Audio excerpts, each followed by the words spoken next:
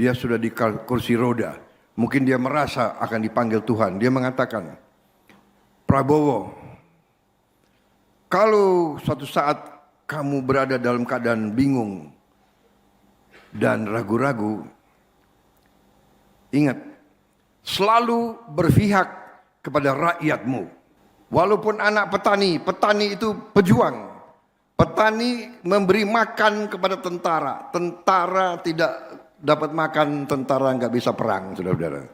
Jadi kemerdekaan Republik Indonesia dihasilkan oleh wong cilik, oleh petani-petani, oleh nelayan-nelayan, oleh kiai-kiai di pesantren, oleh guru-guru. Itu cara kita mendapat kemerdekaan. Jadi sekarang, hari ini, saya merasa gembira walaupun saya sadar perjalanan masih jauh. Cita-cita kita masih jauh. 29 juta rakyat kita masih belum punya rumah. Jadi Pak Ara kerja keras, ya. Semua menteri kita kompak, kita cari jalannya. Kalau ada kehendak pasti ada jalan, saudara-saudara. Negara kita kaya, tapi kita kadang-kadang harus koreksi diri. Kadang-kadang kita kurang pandai mengelola kekayaan kita. Sekarang harus kita kelola dengan baik. Kita harus tegakkan hukum, tegakkan peraturan. Negara harus hadir, tapi negara juga harus bersih. Pemerintah harus bersih. Pemerintah tidak bisa mengizinkan institusi-institusinya korup. Saya bertekad berusaha untuk membersihkan aparat.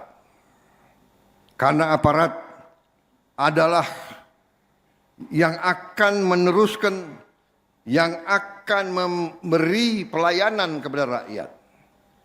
Kalau yang memberi pelayanan tidak baik, tidak jujur, saya kira kekayaan terus akan tidak sampai ke rakyat. Jadi ini pelajaran dari semua negara, semua dunia.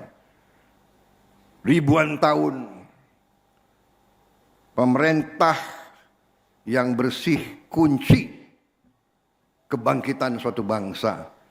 Kesejahteraan akan datang manakala pemerintah kita bersih. Saudara-saudara sekalian, boleh kita anggarkan ratusan triliun, kalau itu tidak sampai ke rakyat, sangat sedih kita. Sangat sedih kita. Ya. Tapi saya terima kasih sekali lagi. Saya didukung menteri-menteri yang setia kepada bangsa dan rakyat. Saya minta ke mereka, jangan setia kepada Prabowo. Prabowo datang, Prabowo bisa pergi. Prabowo manusia. Setia kepada Republik. Setia kepada rakyat. Saya selalu cerita beberapa bulan sebelum almarhum ayah saya meninggal, Profesor Sumitro. Enggak tahu apa saya dipanggil. Dia hanya kasih satu pesan kepada saya. Dia sudah di kursi roda. Mungkin dia merasa akan dipanggil Tuhan. Dia mengatakan, Prabowo, kalau suatu saat kamu berada dalam keadaan bingung dan ragu-ragu, ingat, selalu berpihak kepada rakyatmu. Itu pesan beliau. Dan itu saya pegang. Tanya menteri-menteri, kalau dihadapkan dengan keputusan cara bertindak A atau B atau C, saya selalu tanya, mana yang menguntungkan rakyat kecil?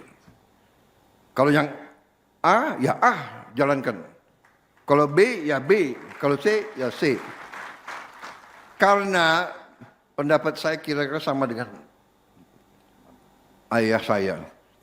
Kalau orang yang kuat, ya dia sudah kuat. Sudah. Dia tahan banting, silakan. Tapi yang paling lemah, ini yang harus kita bela. Ini yang harus kita berdayakan. Tapi yang disampaikan oleh Pak Ara benar. Kalau yang paling lemah ini berdaya, ya dia akan hidupkan seluruh ekonomi. Ya. Saudara-saudara, makanya saya bertekad kita mampu menghilangkan kemiskinan. Kita mampu, saya sangat yakin. Tapi kita harus berhenti. Hentikan penyelundupan. Hentikan penyelewengan. Hentikan korupsi. Hentikan segala bentuk tipu menipu. Sudah lama kita jadi orang Indonesia, ya kan? Jangan markup gila-gilaan. Markup gila-gila sama dengan mencuri, saudara-saudara sekalian. Sama mencuri. Jangan karena pakaian bagus, pinter ngarang-ngarang di kertas, mau ngakalin pemerintah, ngakalin rakyat. Jadi saudara, sekali lagi terima kasih semua pihak yang berhasil hari ini, prestasi luar biasa, 50.000, 30 akad masal rumah subsidi. Dan ini, program ini dimulai dari Presiden SBY. Diteruskan oleh Pak Jokowi, saya teruskan, saya tingkatkan.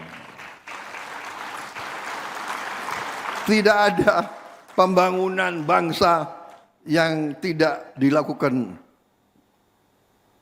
pada periode yang panjang. Kita di sini karena Bung Karno. Kita di sini karena Pak Harto. Kita di sini karena semua pemimpin. Saudara-saudara, harus kita sadari. Ya, kita harus sekarang menjadi bangsa yang matang, bangsa yang dewasa. Ya kan? Demokrasi Indonesia harus demokrasi yang lebih hebat dari demokrasi di tempat lain. Demokrasi kita adalah bersaing. Sesudah bersaing, kerjasama. Siapa nomor satu, siapa nomor dua, tidak ada masalah. Ya kan? Saya nggak ada masalah. Sidul jadi wagub di Betawi, benar nggak? Ya kan? Asal lo kerja untuk rakyat, ya nggak apa-apa. Mau merah, mau kuning, mau apa, yang penting kita semua kerja untuk rakyat, saudara-saudara. Ya. Nanti datang pemilu, pilkada, ya kita bersaing lagi, benar nggak? Nggak ada masalah, saudara-saudara, ya kan? Itu bangsa yang dewasa. Itu yang harus kita menuju ke situ. Saya kira itu, saudara-saudara, ini apa? Staf saya bikin pidato bagus banget ini. Tapi tadi laporannya Ara sudah begitu lengkap, benar nggak? Untuk apa saya ulang-ulangi lagi?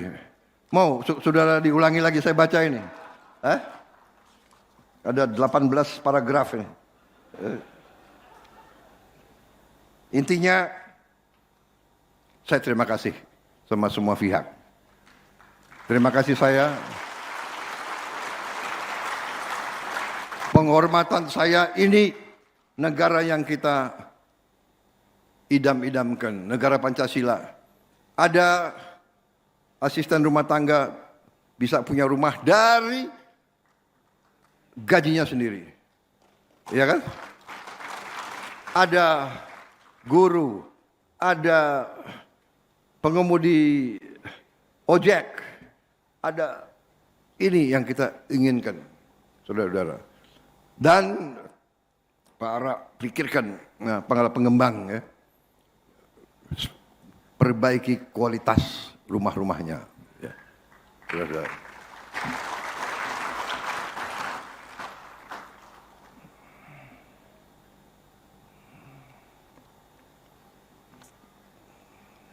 Terima kasih semuanya sekali lagi.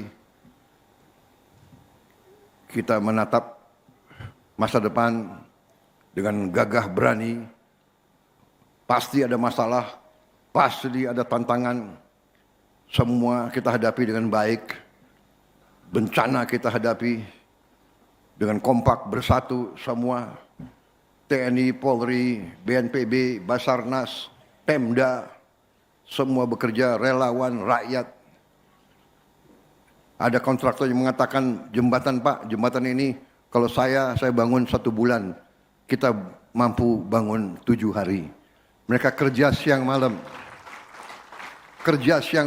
PLN, Pertamina, desa-desa terpencil kita antar pakai helikopter. Penerbang helikopter mempertaruhkan nyawa. Daerah situ bukan daerah yang gampang. Kabut cepat turun.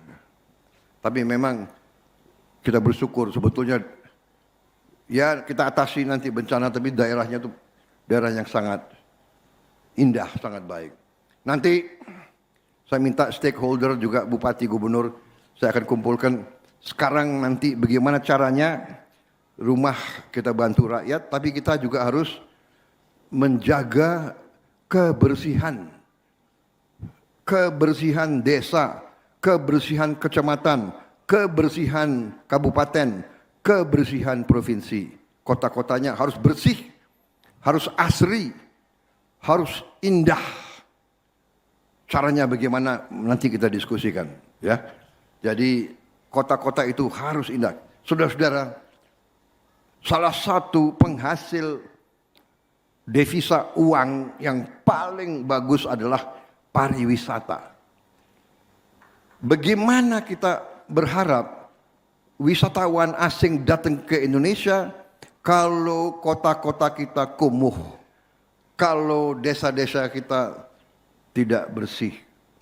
Jadi ini nanti habis tahun baru saya akan kumpulkan semua bupati, wali kota dan gubernur. Kita brainstorming, kita rembuk, kita kumpulkan juga rektor sama dekan-dekan. Kita cari. Saya berharap tiap provinsi, ibu kota, tiap ibu kota kabupaten ada tim arsitektur. Panggil dari semua fakultas arsitektur, bantu bupati, bantu wali kota, bantu gubernur, bikin suatu master plan ibu kota provinsi, ibu kota kabupaten kota dan sebagainya. Bikin master plan kota yang bersih, yang indah, yang sangat asri. Nanti luar biasa dampaknya. Kita robah Indonesia menjadi beautiful, the beautiful Indonesia, itu yang kita lakukan. Rakyat kita harus senyum. Saya diberitahu oleh salah satu guru saya, tugas pemimpin sebetulnya sangat sederhana. Tugas pemimpin adalah membuat wong cilik iso gemuyu, orang kecil bisa ketawa dan senyum. Itu artinya mereka hidup layak. Terima kasih. Wassalamualaikum warahmatullahi wabarakatuh. Sekali lagi, terima kasih semua pihak yang bekerja keras sampai kita bisa menghasilkan 50.030. Tapi jangan terlalu mitos, harus angka 8. Terima kasih. Selesai. Merdeka! Subscribe, share, like, and comment. Subscribe, share, like, and comment. Subscribe, share, like, and comment. Subscribe, share, like, and comment. Subscribe, share, like, and comment.